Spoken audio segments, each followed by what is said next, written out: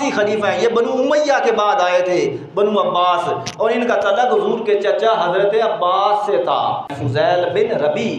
یہ بیان کرتے ہیں کہ ہم مکہ معظمہ میں تھے اور ہارون الرشید جو بادشاہ تھا، ہارون الرشید، ہم ان کے ساتھ تھے مکہ معظمہ میں اور حج کر رہے تھے۔ حج سے جب فارغ ہوئے تو ہارون الرشید نے کہا کہ اس مکہ میں کوئی ایسے مردان حق میں سے کوئی شخص ہے، اللہ والوں میں سے کوئی شخص ہے تاکہ میں اس کی زیارت کر سکوں۔ راوی کہتا ہے کہ میں انہیں فضیل ابن عیاض کے پاس لے گیا۔ فضیل ابن عیاض رحمۃ اللہ علیہ اپنے گھر میں گوشہ نشین تھے، کنڈی کھڑکائی، آپ باہر آئے، آ کے آپ نے کنڈی کھولی اور اندر لے گئے اور جو چراغ تھا اس کو بجھا دیا۔ جب حضرت فضیل ابن عیاض کا ہاتھ ہارون الرشید کے ہاتھ پر لگا،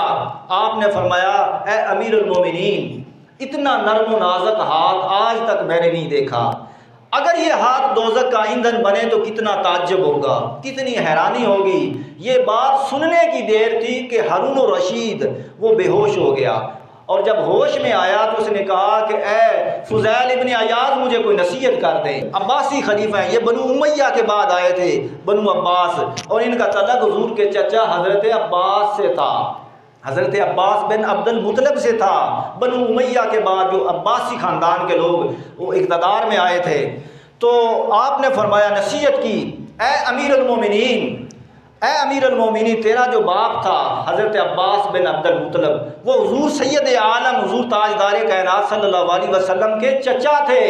اور انہوں نے ایک روز عرض کیا تھا، یا رسول اللہ آپ مجھے بھی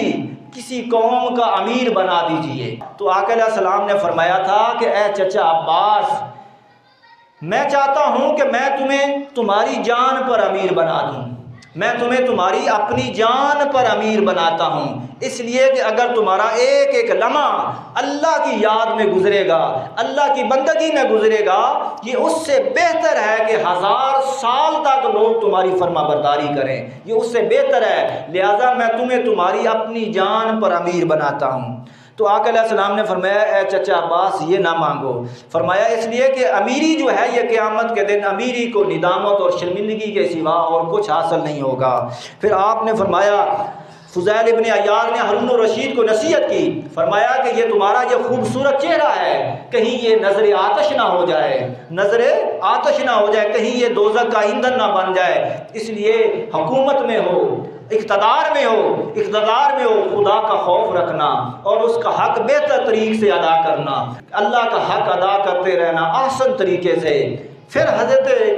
فضیل ابن عیاض سے ہارون الرشید نے کہا کہ اے فضیل ابن عیاض کیا تمہارے اوپر کوئی قرض ہے؟ آپ نے فرمایا فضیل ابن عیاض اولیاء کی کیا ہی بات ہے، کوئی دنیا کے قرض کی بات نہیں کی کہ اتنا قرض ہے، 10,000 کا ہے، 1 لاکھ کا ہے، کوئی دنیا کے قرض کی بات نہیں کی۔ فرمایا ہاں ایک قرض ہے اور وہ اللہ کی اطاعت کا قرض ہے، اللہ کی بندگی اطاعت کا قرض ہے۔ اگر میں اللہ کی اطاعت کا قرض ادا نہ کر سکا تو قیامت کے دن اللہ پاک نے اگر میری گرفت کر لی، مجھے پوچھ لیا کہ تو نے میری اطاعت